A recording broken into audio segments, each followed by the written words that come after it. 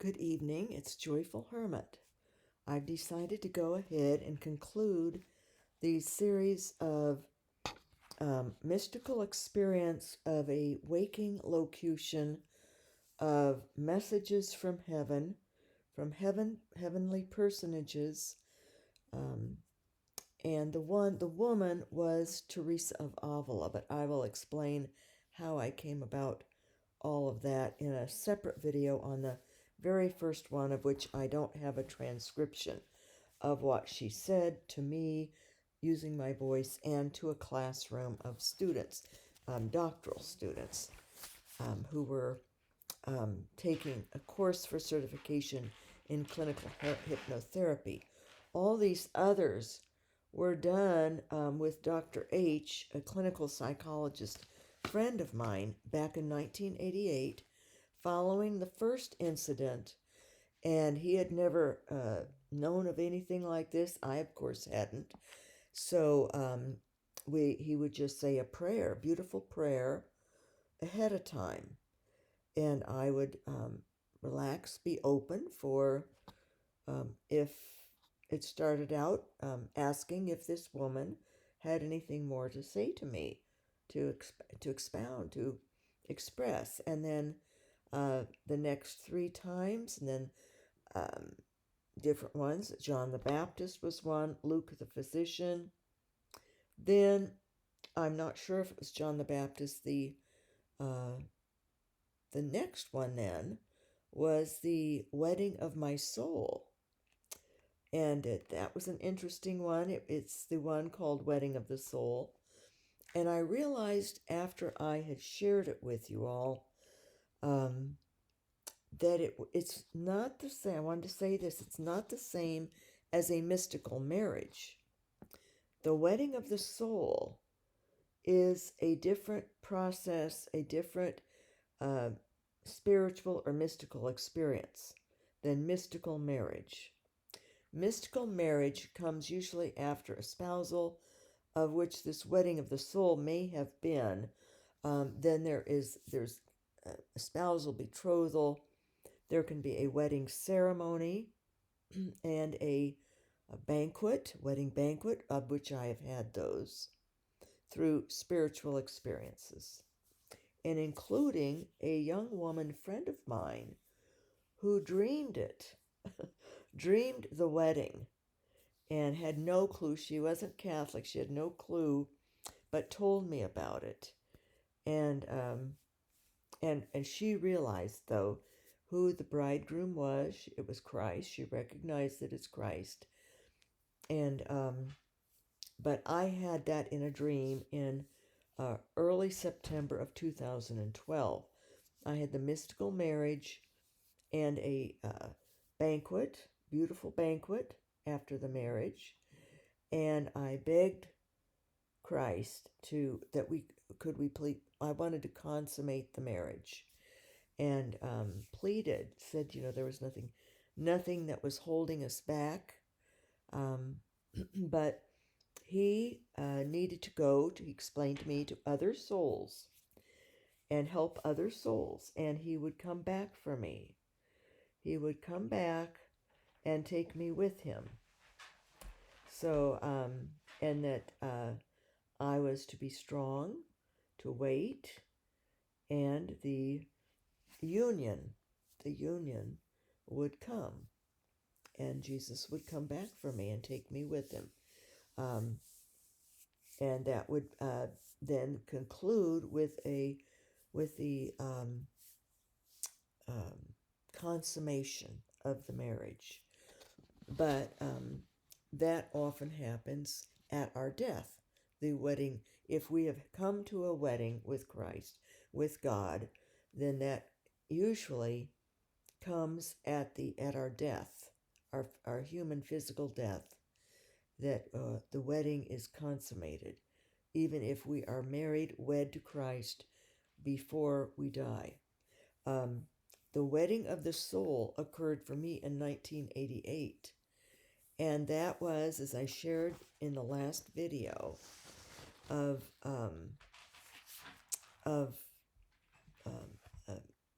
preordained date for the wedding of my soul, and it was on the feast day of John the Baptist. And anyway, it was very different, and listen to that one. It explains more of Christ, of explaining the wedding of the soul, and it's an intimate experience.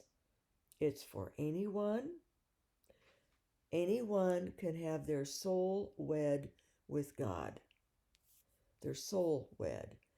When it gets to the mystical marriage, that is closer to when we are a step next to when we are going to be have consummation and have union with God, total union with God.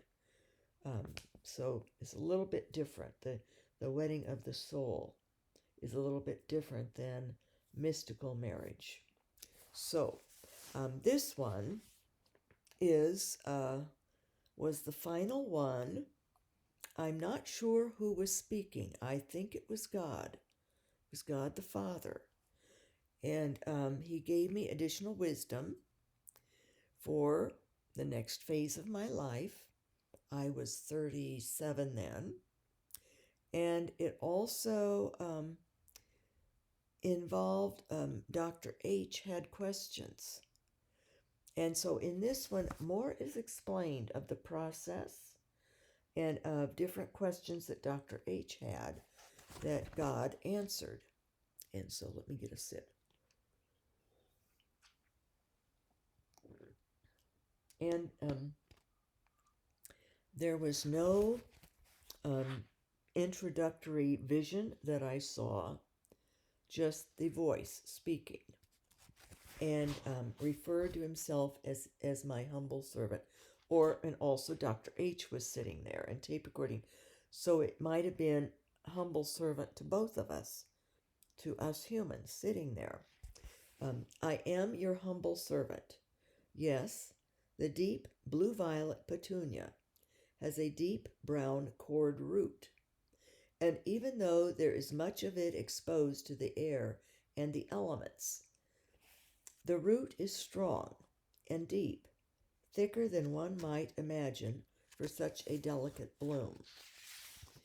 And your life may not grow in the ways that your exposed petals think it should grow, and one might not recognize the root as belonging to a petunia. But that which is underground is linked to the source, that was with the capital S, God, and is nurtured by God and grows by God. Whatever elements attack the exposed root and bloom do not affect in the least the root that thrives below the ground in the deep, rich soil. It hangs on and can grow anywhere that God desires it to grow. And even withered blooms have magnificent root structures. This never ceases. It is ordained and shall be. Recall your roots. The number 8 presents itself. Then I did see this 8 going in a sideways position of the infinity symbol. It was an infinity symbol. And it was like a tube. It was a tube that swirled around in a sideways figure 8.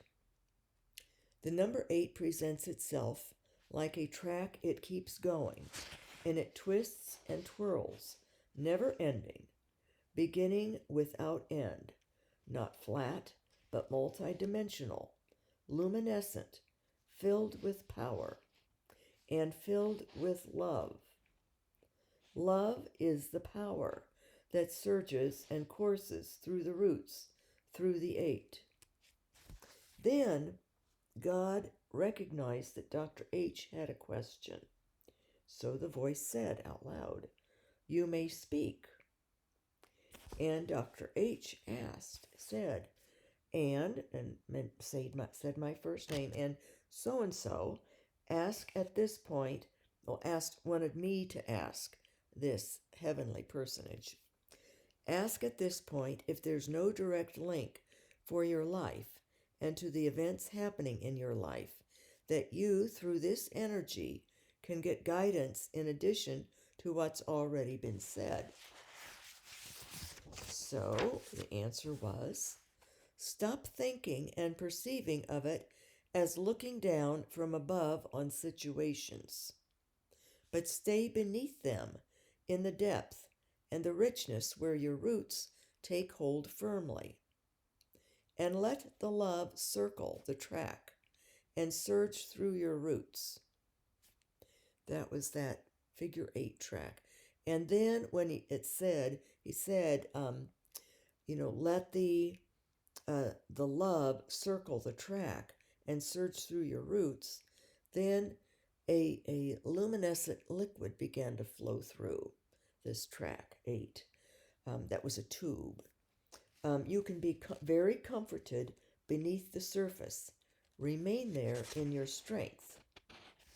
This was advice that God was giving to me that Dr. H had asked. And then Dr. H says the next thing. And can I ask another question? The voice said, you may speak. And Dr. H said, and this is a very important question for me.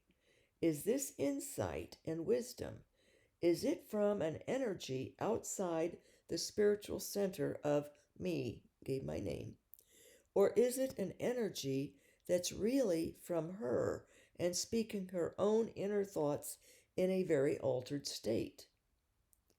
Are these wisdoms coming from a process outside of her body, outside of her soul, or outside of this room? So Dr. H was very concerned, and priests or bishops or people who are to discern these kinds of things would want to know.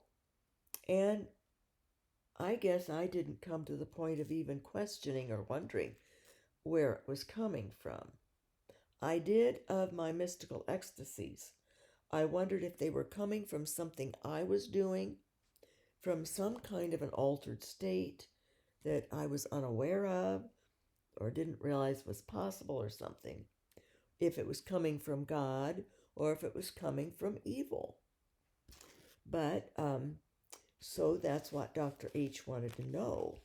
Is this voice or these insights that are being spoken over the last few weeks, and this wisdom and insight, is it from an energy outside of my spiritual center, or is it an energy that's really from me and speaking my own thoughts, my own inner thoughts in some kind of an altered state?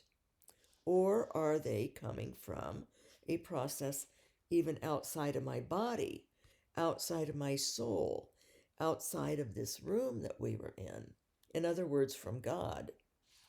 So the voice answered, this has been indeed a concern of yours, is it not? And Dr. H answered, yes, it has. And the voice said, and the answer is quite clear. The strength, the wisdom, as you call it, comes from God the Father, and those who love this being, me, very much, and who come from without and settle within the lovely spirit that we have here embodied in this being who now chooses to live on this earth, meaning me. And the help was coming from God the Father, who I love very much, was recognized, and from other people, my ancestors, say, my parents, teachers who had passed, people who had known me on earth, um, maybe those who I'd read books, maybe Teresa of Avila, obviously, because she had come to me in the classroom.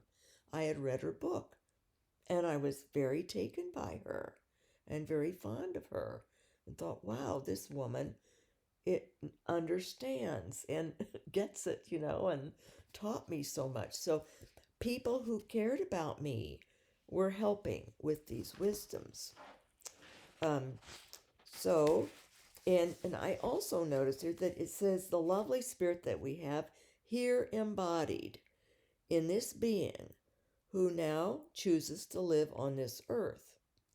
So these personages came in and embodied in my being in order to speak using my voice at times, or at other times were in me, but thought flashing, speaking into my mind, and my voice would speak the answers or the words. So, but it says here, in this being who now chooses to live on this earth.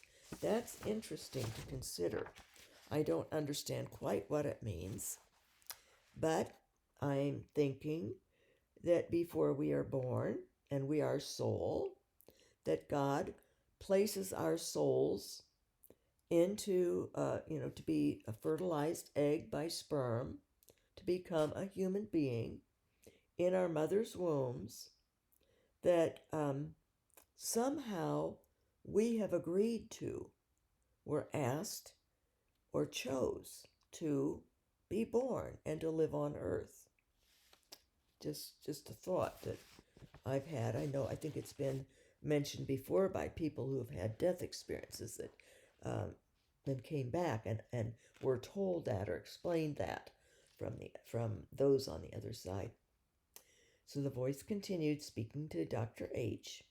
Does that tell you that this being opens her heart to the outer source of all beingness and energy, meaning to God? And as she, in her time of need, would, and to others out there, though, I opened myself to those who were no longer on earth and had gone on to the other side, were in heaven or in process of progressing into the fullness of light, but deceased. As she in her time of need would call out for those such as her beloved grandmother. And that got to me because I had called out to my grandmother in 1986, especially after the divorce, after my back was going downhill quickly. And my grandmother had had 8 children. Her husband died suddenly he was in the hospital for a few days. They thought he was getting better. He had a bleeding ulcer, and he died suddenly. And it was just shortly before, like a week or two before the stock market crash.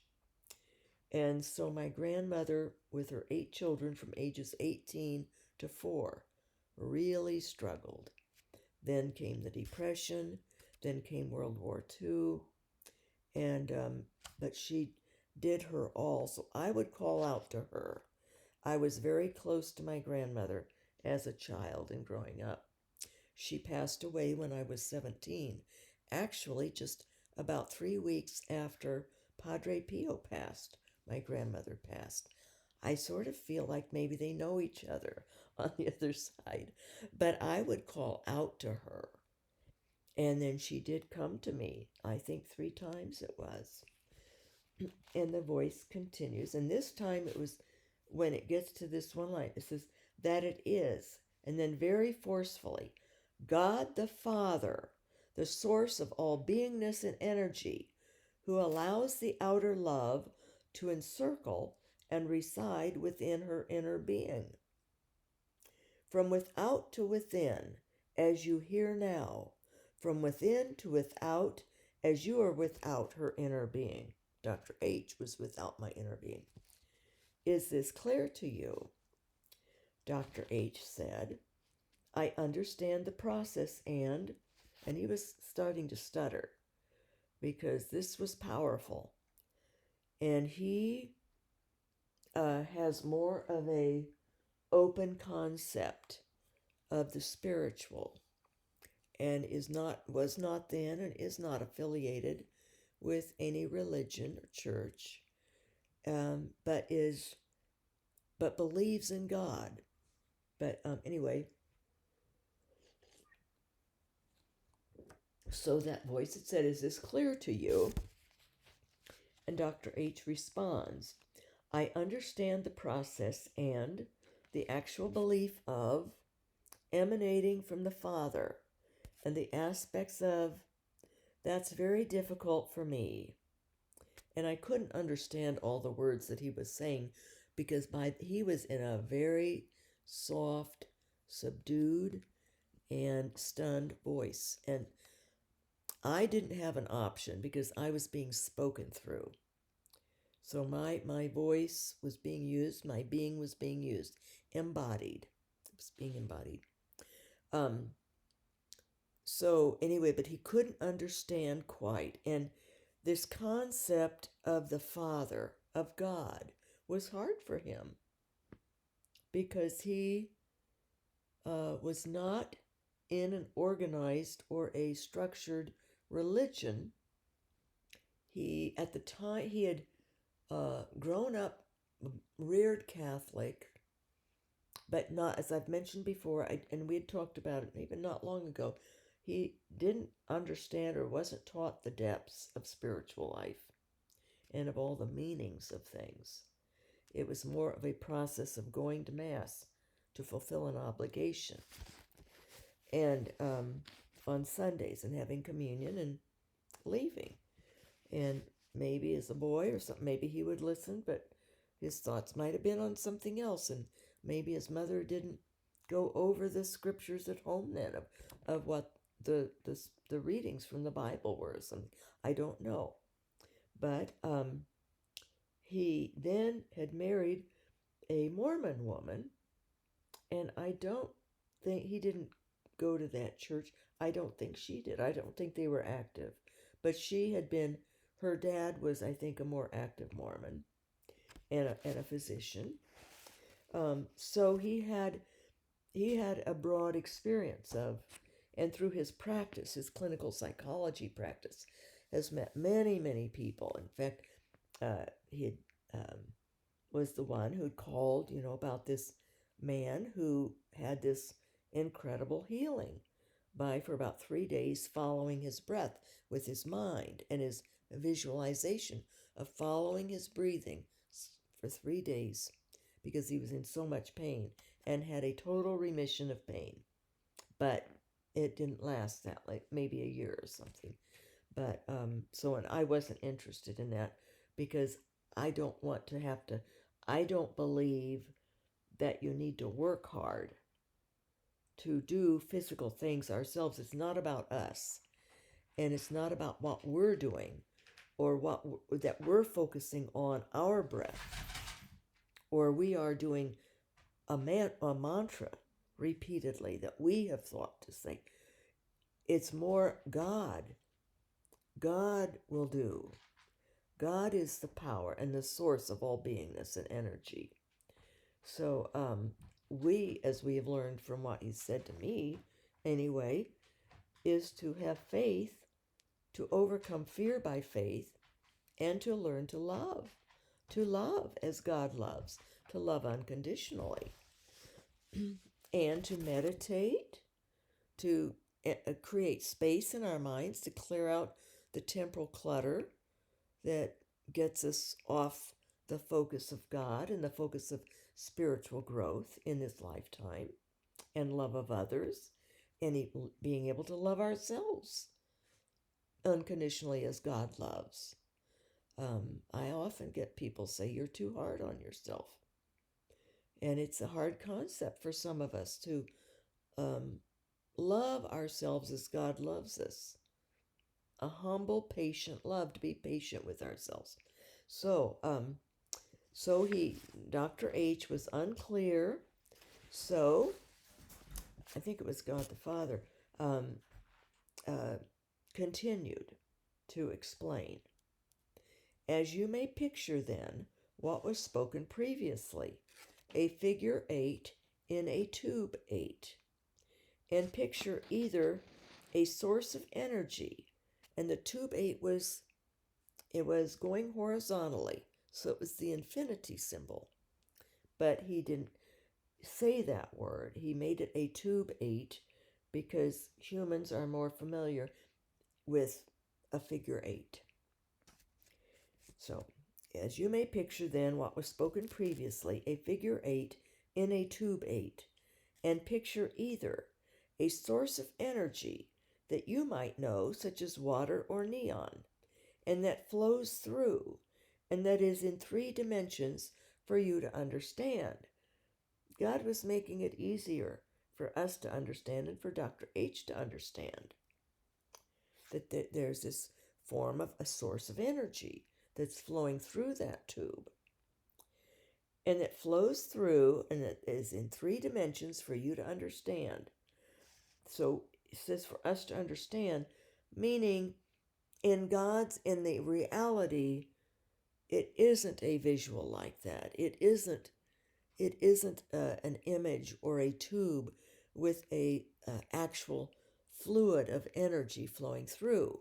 But that's how we can understand it in our earth minds, our temporal minds. And that and that this spirit, this entity, and he said my name, that we have here is a link.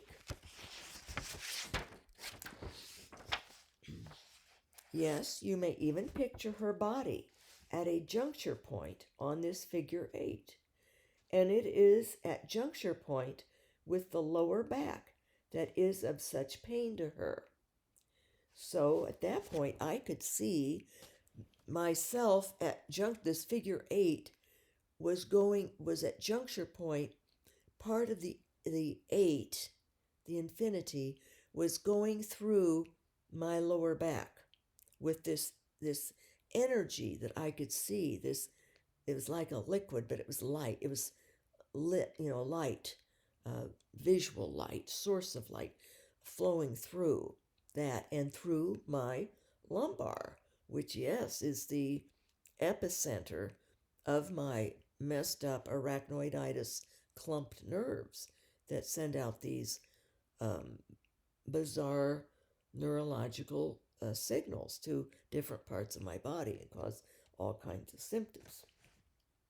And the source, then, of all energy of the system that is too incomprehensible for your mind, as it is on earth to comprehend, this energy flows, and this body is merely at juncture with the source of all life on this earth, and energy without and beyond this earth and planet.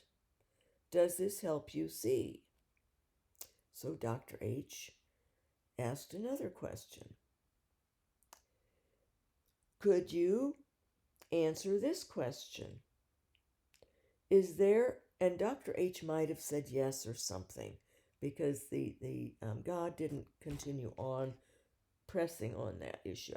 He must have, or God knew from within Dr. H, because these personages could know what I was thinking and seeing and what he was thinking and wanting to ask and stuff. So, could you answer this question, says Dr. H? Is there in the future a physical healing for the body of my name? It says here from the healing physically for the body of me. So the voice says back, only in the sense of this body being linked and nurtured by the ever-flowing source of what you call divine intervention. As for the body that walks the earth, it will indeed know earthly pain. So that means for all the people, for all the time, praying for a miracle for me, or that I would be healed, or wanting me to try this or that, or send my MRI images to different institutes and neurological centers around the country. It wasn't going to be. And at another time, God did tell me too why that I'm too easily called out into the world. That was in a previous one. Okay, so as for the body that walks the earth, it will indeed know earthly pain. So Dr. H asked, is he and I knew, because God was in me, and I was able to see also what Dr. H was thinking. And it was sort of humorous because I was like, hey, because Dr. H was sort of wondering, like, well, why is this coming to her? She's the person I've known for, I think, 4 years then or something, 3 years, and just regular person, and why out of all the people in the world who would be better uh, known or something to share this message, share this information. Why this 37-year-old maimed single mother, no longer working? Why her? So um, he asks, Dr. H asks, is there any reason for this unknown? I think he maybe said this unknown source or something. But of course, it was really, maybe if we had this to do over again now, after we've discussed more and he's got to know me more over the years, Dr. H might have said God to be in the conscious mind of, said my name. But he didn't. He said, reason for this unknown, I think, entity or element or something. Wasn't ready to admit that this is God, the Father, the source of all beingness. And the voice said, well, yes, of course. She needs the help. She desires the help. And very simply put, she asked for the help and she receives because she believes and has a great capacity to believe even more that will come and be shown to her. For her loving, and this voice went like a crescendo, louder and more powerful, and I think was sort of put out of some of the, I think, disbelief or reticence of Dr. H to believe in God. So many people don't want to believe in God, even if sometimes, especially if they have a career where they are doing deep therapy work with any number of people who many of them don't or come from various backgrounds.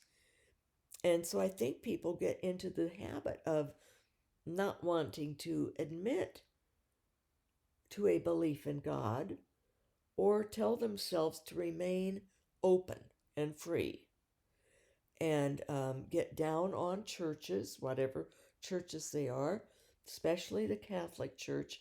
I think from my experience in many churches and in studying other religions, is the most beat up because it's been from the beginning of Christ. And yes, it's made of humans, and humans have made errors. Priests, bishops, cardinals, even popes have made, and they didn't use the term pope until the 10th century, but they had someone, it grew so quickly, they had to develop this structure, like anything does when it grows and has so many people. It has to have some kind of form and structure. Or, like even within the end of the first century, there were heresies. There were other people who were twisting the truth of Christ's teachings and making them into something else and making Christ into something other. So churches, we do ourselves a disfavor. We do God a wrong when we become angry and dissatisfied with churches and leave. And I'm not going to, they're just hypocrites. They are just a corporation. They're just trying to get our money.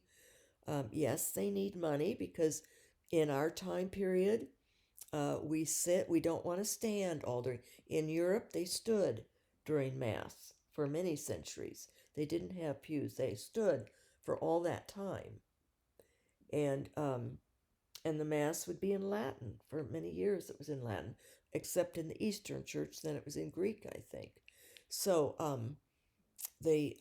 I'm not sure of that. That's just, I think it was the Eastern Church, um, Eastern wing of the church. It split in 1030, about that time period, over a fussing, human fussing over the Eastern uh, wing, the Eastern churches, parishes, whatever they called them congregations and bishops wanted a person from the Eastern countries to be from different Greek or Greece or different other countries to be the Pope.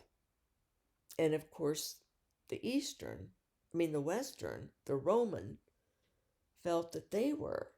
So they had a schism over that, basically, over who was going to be the leader.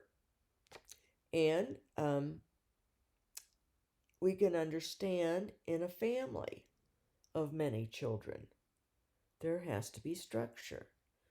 A father and a mother, and one of them is going to be the leader.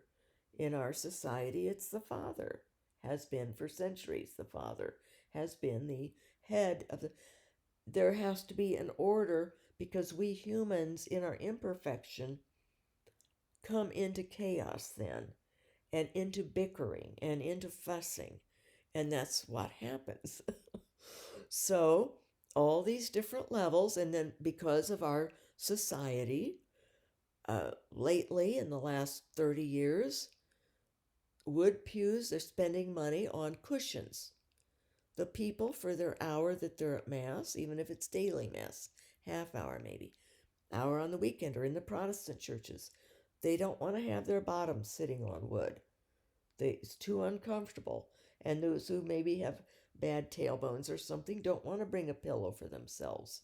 That would be the least expensive.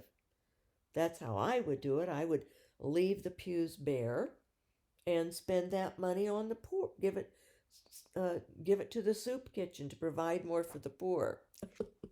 But no one asked me, and I'm not in charge. And probably a lot of people press the priest or the bishop or something in different dioceses or different parishes and threaten, well, we're going to withhold donations. Well, they need donations to keep the heat on because we people don't want to be cold in the winter or too hot in the summer. We want air conditioning. It costs money. We want bathrooms to go to, and we need them. Children especially can't hold it sometimes. So we hire the custodian to clean and to clean the bathrooms and to keep the toilet paper refilled. It's all very logical and very practical. How churches have had to organize over time. And if there were just one Protestant church, it would grow so large that they would have a hierarchy of leaders to have order and to have cohesiveness and to also ensure that there are beliefs, that the theology and what Jesus taught that was written down by the different apostles and their scribes. Oftentimes it was a scribe that would do the writing. Paul had a scribe. He would speak and the scribe would write it down. And so there were all these parchments, and then it got translated into Latin from Aramaic and from Greek. It had gotten translated at one point earlier into Greek and then got transcribed into Latin, which was the major language up through, I'm not sure when, through the Middle Ages. Not the Middle Ages, not quite then. Then the other countries had their language. Then it had to be translated into all these other languages, but accurately. So that's why there are different translations. And do some Googling research of what is the most accurate from the Aramaic. And read that Bible. That's what I do. A New American Standard Bible is deemed the most accurate in our time period. And there's a Catholic version because the Catholic Bible when the Protestants in 1526 or whenever that was, the Lutherans, there was the Reformation. They took out at first 7 books of the Bible. They took out James because they wanted to differentiate that it was by faith alone, not by any works at all. Well, James says it's by faith and works. And others explain it is we have the faith, and because we have faith and we love God, that we want to help our neighbor, we want to serve the poor, but we don't do it in order to gain merit, thinking that that will make us better in the eyes of God. We are saved by faith, by grace, and by our love and kindness, by both. So the Protestants then did put James back in. But the other books are what they call apocrypha. They are other literature or explanations of the time period, like First and Second Maccabees. That was in the original Bible, and the Catholics kept it. The Protestants took it out. A few others. So I don't even remember because I'm just so used to now after 29 years of being Catholic. So anyway, I have both Bibles though here, and I have other translations. I have an older one, the Douay-Rheims translation. That was the translation from Aramaic into Latin, and then into English from the Latin. So, just a little more background of how things are and explaining a little bit, I think, and I don't know, but I think why some people give up on churches and especially beat up on the Catholic Church because of misunderstanding. It's a simple lack of study and research and reading and understanding. There's a saying, to go back into history is to cease to be these other religions, these other denominations, because you start to understand more. But God did that for me by gradually calling me into the Catholic Church and having me meet people and read things, putting books in my path that I would read and I would start to understand. Or like to meet that Sister Lucy, who I realized, well, Catholics aren't all intense about everyone's going to hell, and the time periods where there has been corruption, such as in Germany, that was a great deal reason why the Reformation occurred, was the bishops and the archbishops in Germany had gone into a bad corruption in that time period and were charging money of people. And it was called simony, I think. And then were charging people. They had these things called indulgences that if you said so many prayers of this or that, you would have time taken away from your time in purgatory. Just things that humankind made up. And some of these leaders, and it was in Germany for the most part, the locus of this corruption, wanted power and control. Well, the German government resented the power and control that the church had. So they worked with Martin Luther, really sort of used him, sort of sad. He got used. He had some reforms he wanted in the church, some changes he wanted. And one of them was for priests to marry. And he did then, when he left, when he was no longer Catholic, he married a nun. And she also was helping with this movement. And so a former nun it would be, and he was a former priest then. But they used him to help create more of a large reformation, a revolt, a reforming. So that became Protestantism.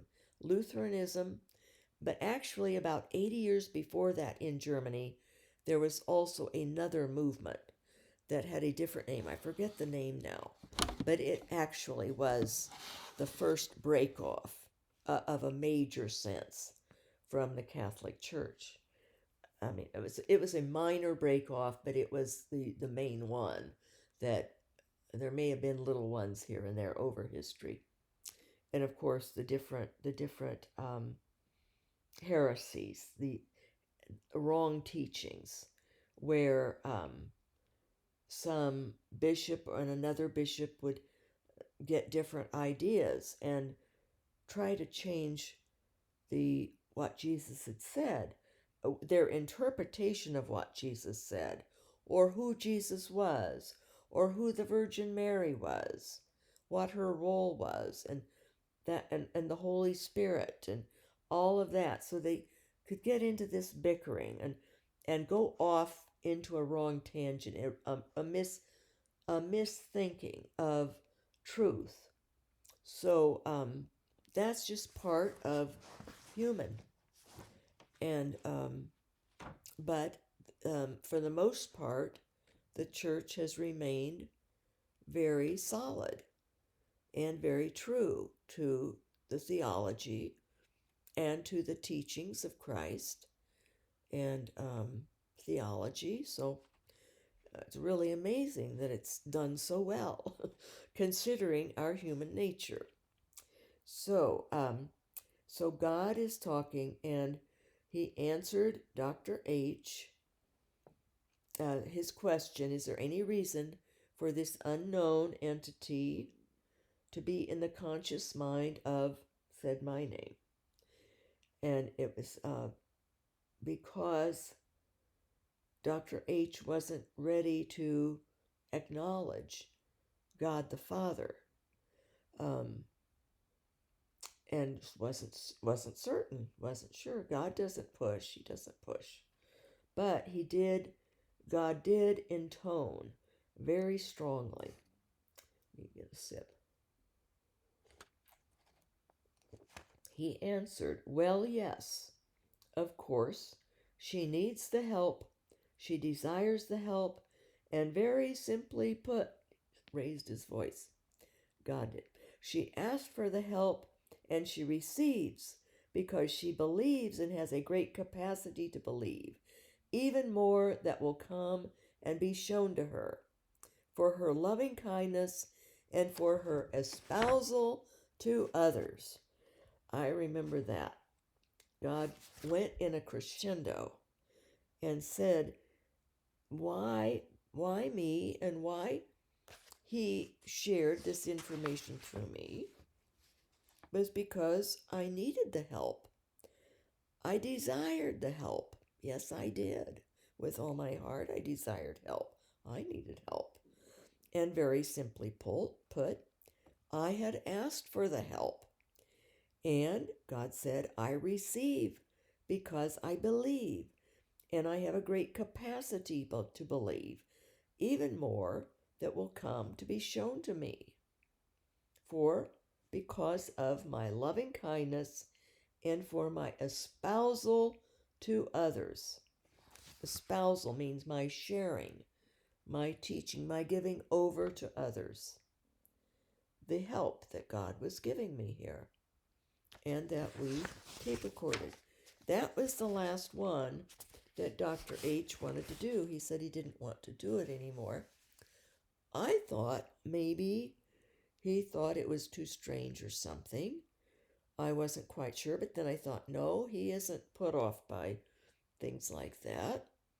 And then later I thought maybe it was because it was getting too deep. And he told me later on, a few years later, that it was because his arm got tired holding the tape recorder. Most of these personages spoke in a low voice through me, as John the Baptist, way back at the beginning of these, said, he did not want to upset my voice, or he was going to try to be gentle in speaking, because I was adapting to this desert air I was breathing, and my body was adapting to it, and also being adapted to energy coming into me. The energy would come in like whir in and enter in, and my being would be off to the side, this side sometimes, off to this side other times. And it took a bit to get used to that that sensation. And then having my voice used, that was different. And the desert air took a while to get used to, so it wasn't always that loud. And it was gentle. It became gentle, and Dr. H tape recorded it, and some of it then wasn't very audible, especially in this part though did, because God the Father of all energy and beingness crescendoed his voice toward the end to make very clear that this was from God the Father, and the reason that he was saying these things to this person, me, was because I needed the help. I asked for the help. I desired the help. And I had the faith and the great belief in God. I believed in God. And I loved God. And so, anyway, and that's why help was given me. And these others, like my beloved grandmother, and others since then who have helped me, and others like John of the Cross.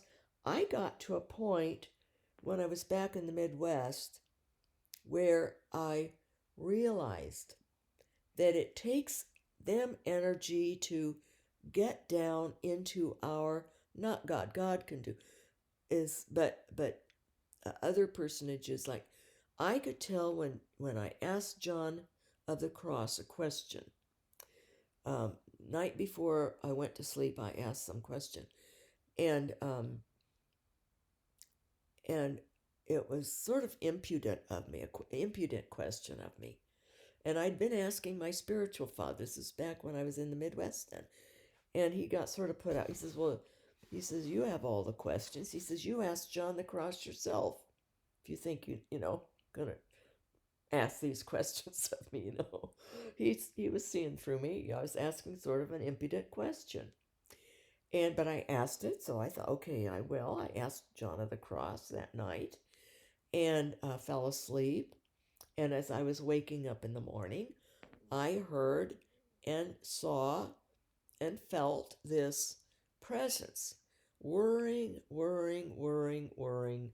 I heard the noise of it and felt the sort of the air of it, this energy whirring, whirring, whirring down into a level that it could talk to me, a human on earth.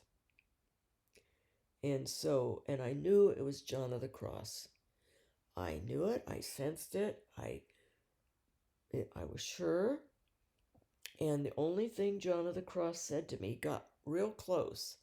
All he said was, because he'd whirred down into this earth level and into a voice that I would understand and hear, me the human. And he just said to me, "You are self-righteous." And he was so right. He was so right. My impudent question of my spiritual father, and I'd been reading John of the Cross and was getting all into it and want to have these discussions about John of the Cross and what he had written, and a great, great writing. That the collected works of John of the Cross. Take it in little pieces, little chunks. It's good. Edited by Kieran Kavanaugh would be a good version to get. It's big, fat, thick paperback, and it collects and includes all of his writings, but he goes through the spiritual progression of how we can spiritually progress in our spiritual lives. He's a great spiritual director in writing, and he was when he was alive in the 1500s, 16th century. But yes, John of the Cross told me, "You are self-righteous."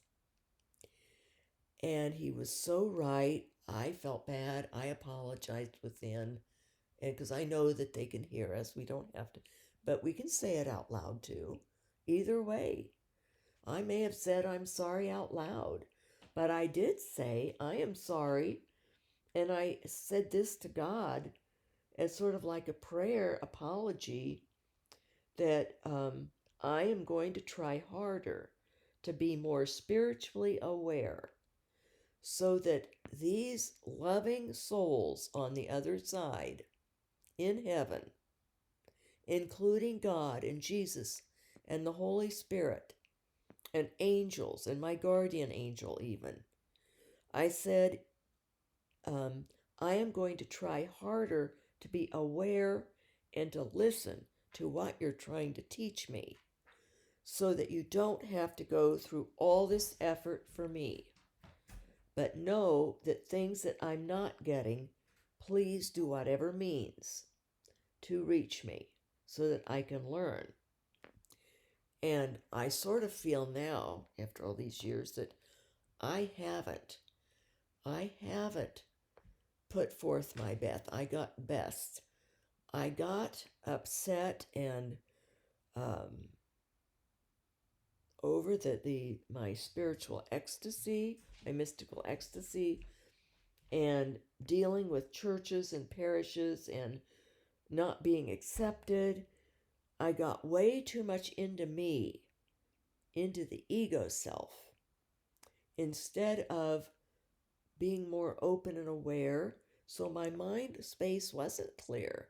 My heart wasn't clear for picking up on things. Like my knee surgery being a failure. When I found that out after 8 weeks, and it was so painful, but I didn't know until the surgeon said that it had this 2-inch thick layer of fibrotic tissue over it. Nothing more can be done. You're going to have it like this. And he didn't mention how much pain always, but he did say it would always be big, and maybe after, he says, after a while it'll get hardened. But he did not mention the pain. That the pain, and I would constantly have to be stretching it and doing all this. But I kept doing this.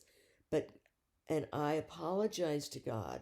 And I knew, because God always uses strident means, He needs to with me because I get drawn out into the world. And at this point in time, before the knee replacement, I had become so discouraged and in pain and exhausted that I and my children had gone their way and not keeping in touch, and one cut me off, and it got my ego, my temporal ego.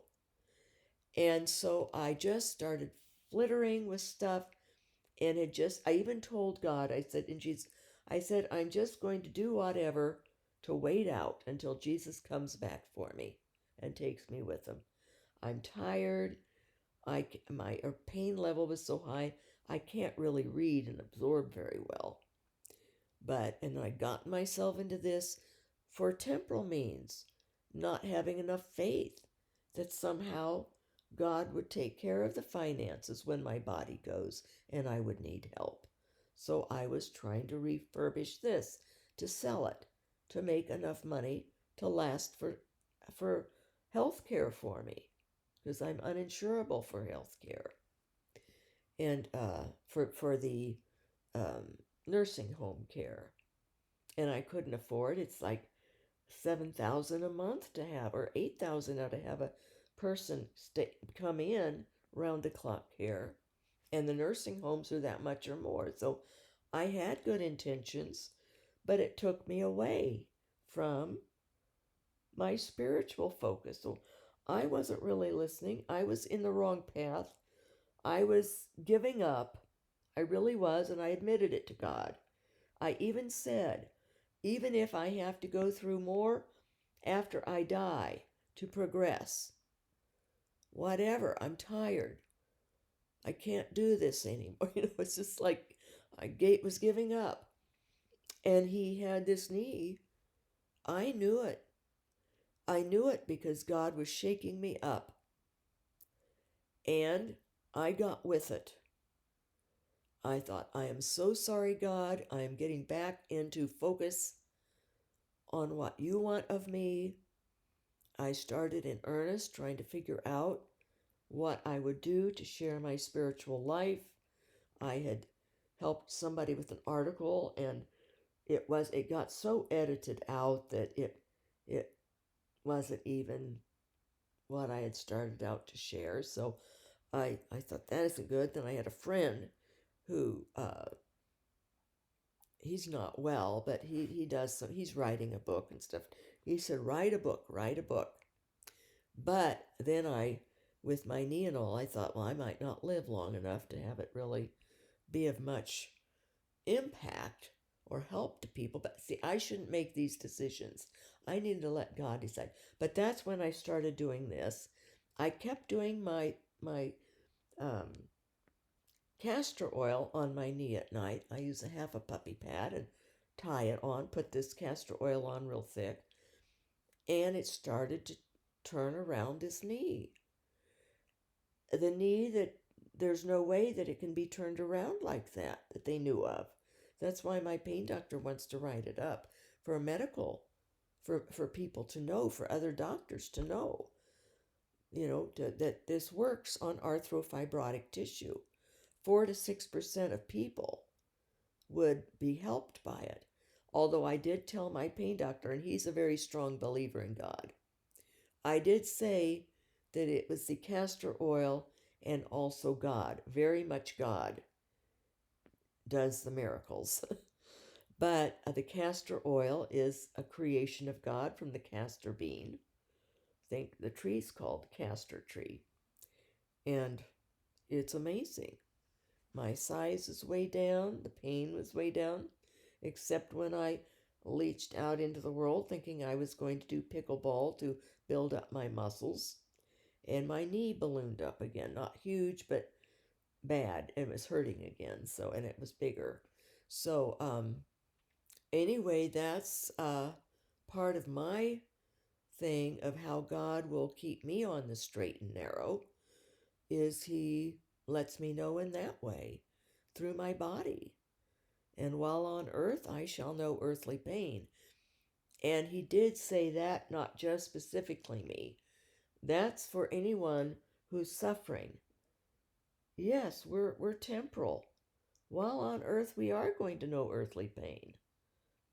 And sometimes it just gets me, um, and why I didn't watch the news for a long time, or programs, movies or things. I couldn't bear to see people, mostly it was the news, people in real life not even appreciating being able to walk and sit without pain, to be able to sit, to be able to work and not have pain sieges that would kick them out of anything they wanted to do, even volunteering, or to have to lay down places. And that wasn't good in some places. That didn't go down well in most parishes. Or if I wanted to go hear a concert, I'd have to lay down and people would be coming up, oh, you poor thing. It was sad. It was, you know, so I gave up that. I can listen to music here if I need to or want to. Frankly, I like the silence now, and I have for years. I like the silence, and I need to get the clutter of the temporal out of mind, and that included God wanted me to realize you live your life to me. You live your life. You reared your children. You did that purpose that for I sent you back to rear your children. Now you're supposed to fulfill your mission, and I wasn't doing it. Not this part of it, not the sharing part. And maybe I will if I get over this. Maybe I should start writing. I have book ideas of different things, of different locutions to discuss more specifically, or whatever God would want. Maybe He wants to give me more insights because these ended. And but I did not have the faith that they would come without Dr. H there. You know, I'm a human, weak person. And I also then got very involved in being a mother to my children. And I did have to be a little careful with my children. I think it was hard on my son when I became Catholic then and first went to a first mass and realized that they weren't worshiping Mary and it wasn't bad, it was glorious. And the scripture being proclaimed, and I would go to daily mass. It was became my life. It was a good routine. It was good for my body. It would force me up. I would be there. I would hear the word of God, go through the Bible every 3 years, every day, except for when I had my pain seizures. But then I would know what readings they were reading at mass, so I could read those and keep up when I would have pain seizures and be home in bed. But and communion, the Eucharist was so strengthening. So it was just so much. It was like the curtains had been opened, and I was more deeply in love than in any time in my life. And it's all I could talk about basically. But I would try, I with my children. Of course, I would do what I needed to do, but it was hard. I was so in love, and I still am, but in a more mature. My love relationship with God and church has matured. And I was angry when I could no longer go to Mass, and they weren't understanding. But then God let me understand, just as He let me understand my children and why they need to be in their lives and not have the attachment with me so much for their careers, their friendships, for their own memories, for their own lives. Um, it was a lot of suffering they had to live through and take care of me when they needed a mother to take care of them. And I did for the most part, but I'd have those pain sieges and I would be wiped out from pain. They'd have to get themselves places. They would often fix their meals, bring me something, get themselves off to school. That was whether I was able or not, um, in a siege or not, because I was exhausted from pain. And I had a lot more pain sieges then, um, because I was cooking all these meals. Cooking's hard, standing in one place, in and out of an oven, and that would cause my back to go bad, and I would have a terrible spinal headache pain siege for whoever knows how long. So, and then as they went off to college, I wouldn't have as many, and I could even drive a little bit. My mother, before she passed, part of my inheritance was a car, and it had nicer seats. It was the nicest car I'd had, and the suspension, the shocks on it were better. And I realized that was a lot of the problem for my pain sieges and why I couldn't drive my kids places a lot. But then I could because I had this better car that I couldn't afford before. So um, anyway, God the Father, and that's the end of these types of um, locutions. Other than I will look in my journals and find if I remembered some things and wrote them down of what Teresa of Avila said to me, through me, and to the classroom. But I want to describe that process because it was once again just amazing how God did it and the timing of it, and then how He let me know who it was that I had seen that 7 years before or 8 years before. So God bless His real presence in us. Let us keep striving to love as God loves and to, as best we can, if any of these, and some have commented, somebody commented that it resonates very much with them. And another one that the part about making space in our minds to meditate and to listen to God, to receive His insights but of course, as God told Dr. H, it's because I asked for the help. That's the number one. I desired the help. I asked for the help, and I needed the help. When I was messing around with John of the Cross and just asking these impudent questions, he knew it. But I didn't really need to be asking. I think I was sort of infatuated. I was in love with John of the Cross, not in a sexual way or anything, but I just loved reading what he wrote, and I was curious. It was idle curiosity of something that he wrote, and that's when the spiritual dust says, "Well, you ask him if you know, are so interested in all this and think you're such a hot shot or something." I don't know how he put it, but I think I probably came off that way because I was deep into reading this, and I can get sort of intellectual into things. You don't want to get too intellectual. You want to stay in your heart and in love. That's the best. That's the best way we learn, and the best way we experience, and the best way we interact with other people and with nature is through love. So keep on with that, and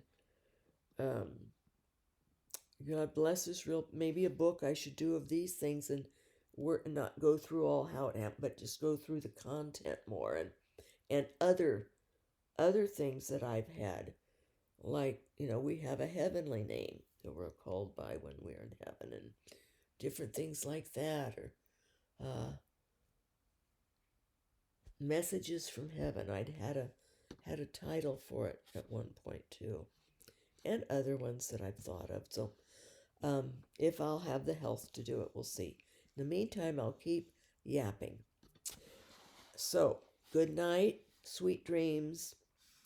I love you all. It's been wonderful being in contact with people through my little hermitage window to the world, this little laptop here. Until next time.